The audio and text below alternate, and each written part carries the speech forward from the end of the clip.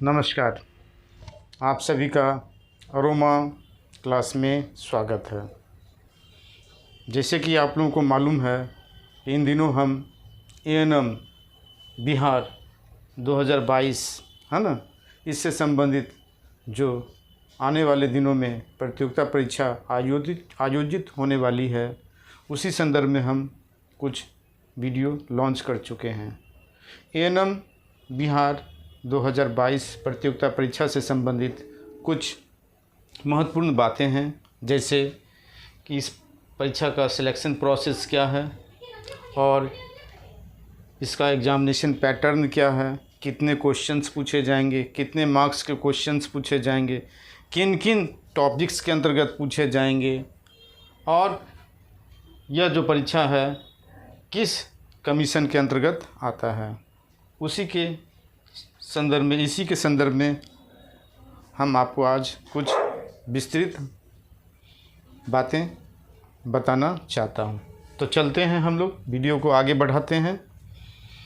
तो BTSC ANM exam 2022, BTSC का मतलब होता है बिहार टेक्निकल सर्विस कमीशन।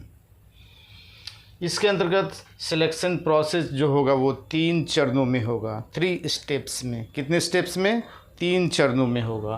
पहला जो चरण है वो है रिटन एग्जामिनेशन, लिखित परीक्षा। यह लिखित परीक्षा कंप्यूटर बेस्ड एग्जामिनेशन होगा, कंप्यूटर पर आधारित होगा।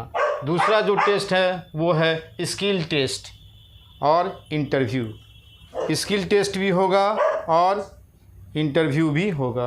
तीसरा जो चरण है वो है डॉक्यूमेंट वेरिफिकेशन। एएनएम से संबंधित जो भी डॉक्यूमेंट्स जो हैं, जैसे मैट्रिक का सर्टिफिकेट, मैट्रिक का मार्कशीट, इंटर का certificate, marksheet, admit card, ANM से संबंधित certificate, marksheet, caste certificate, income certificate, OBC certificate वगैरह वगैरह, ठीक है।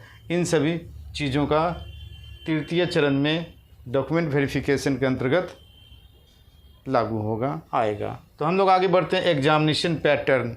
एग्जामिनेशन पैटर्न में कुछ सब्जेक्ट निर्धारित किए गए हैं। बिल्कुल यह पॉसिबिलिटी है कि इतने सब्जेक्ट जो हैं निर्धारित हैं, जैसे जनरल एबिलिटी, दूसरा एनालिटिकल एबिलिटी, तीसरा नंबरिकल एबिलिटी और चौथा जो है वो है technical subject, ANM course first year और सेकंड ईयर, है ना। फर्स्ट ईयर और सेकंड ईयर दोनों मिला के हमारा क्या होता है, करीब करीब 2 साल का कोर्स होता है, ठीक ना। 1.5 साल हमारा हो गया थ्योरेटिकल कोर्स और 6 महीने का क्या होता है, हाँ, मतलब इंटर्नशिप, ठीक है, उसका कोर्स हो गया। तो टोटल 2 साल का ये कोर्स हो गया। और देखिए, जनरल एबिलिटी से 20 प्रश्न पूछे जाएंगे और उनका मार्क्स जो होगा प्रत्येक प्रश्न के लिए 20 मार्क्स टोटल होगा, एक मार्क्स होगा, टोटल 20 मार्क्स। एनालिटिकल एबिलिटी के अंतर्गत 20 प्रश्न पूछे जाएंगे और मार्क्स होगा 20। उसके बाद नंबरिकल एबिलिटी के अंतर्गत 20 प्रश्न पूछे जाएंगे और मार्क्स होगा टोटल 20। और टेक्निकल सब्जेक्ट के अंतर्गत 40 प्रश्न पूछे जाएंगे और मार्क्स होगा 40। टोटल सब्जेक्ट कितना हो गया? 4 हो गया और टोटल क्वेश्चन 100 हो गया और टोटल मार्क्स 100 मार्क्स। देखिए, कुछ नोट्स में हम लोग देख लेते हैं। रिटन एग्ज़ाम कंप्यूटर बेस्ड होगा, टोटल मार्क्स 100 और टोटल क्वेश्चंस 100। निगेटिव मार्किंग नहीं होगा। अनुभागवार क्वेश्चंस की संख्या समान नहीं होगी, ठीक है, जो हम पहले बता दिए, ठीक ना। सिलेबस के अंतर्गत अब हम लेते हैं। पहला जो सिलेबस है सब्जेक्ट है जनरल एबिलिटी।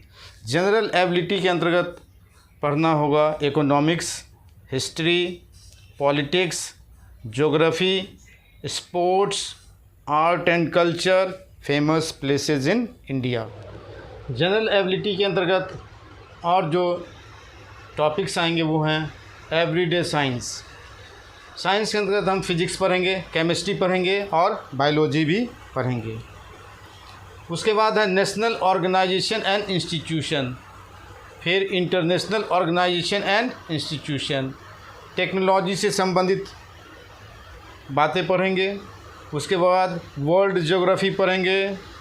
उसके बाद Indian culture, basic general knowledge, books and authors, honour and award, inventions, current affairs, events.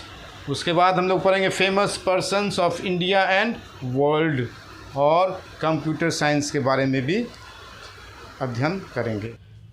दूसरा सब्जेक्ट है एनालिटिकल एप्टीट्यूड सिलेबस। इसके अंतर्गत पढ़ना है arithmetic reasoning, decision making, problem solving, similarities, space visualization, verbal and figural classification and data sufficiency. ये हम इतना चीज़ इस सब्जेक्ट के अंतर्गत पढ़ेंगे और आपको भी पढ़ना होगा। तीसरा सब्जेक्ट जो है वो numerical ability syllabus. Numerical ability syllabus के अंतर्गत हमें number system and types of numbers, दूसरा पढ़ना फ्रैक्शन एंड इट्स काइंड्स, जिसके अंतर्गत डेसिमल फ्रैक्शन भी पढ़ना है। उसके बाद एरिया, वॉल्यूम, सरफेस एरिया पढ़ना है। Chain rule, problems on age, percentage, time and distance, HCF and LCM, simple interest, compound interest, average, ratio and proportion, time and work, simplification, linear equation in one variable, linear equation in two variables और quadratic equations, और last में क्या होगा, problem on trains. इसके साथ और भी subject हैं, हाँ एक और भी सब्जेक्ट है, वो क्या है, टेक्निकल सब्जेक्ट। तो हम लोग चलते हैं अब टेक्निकल सब्जेक्ट के लिए। चौथा जो है सब्जेक्ट वो है टेक्निकल सब्जेक्ट सिलेबस। इसके अंतर्गत A&M का टोटल कोर्स है, ठीक है, 1.5 साल का थ्योरेटिकल कोर्स और साथ में 6 माह का जो है वो प्रैक्टिकल, जो इंटर्नशिप का जो कोर्स है वो शामिल है।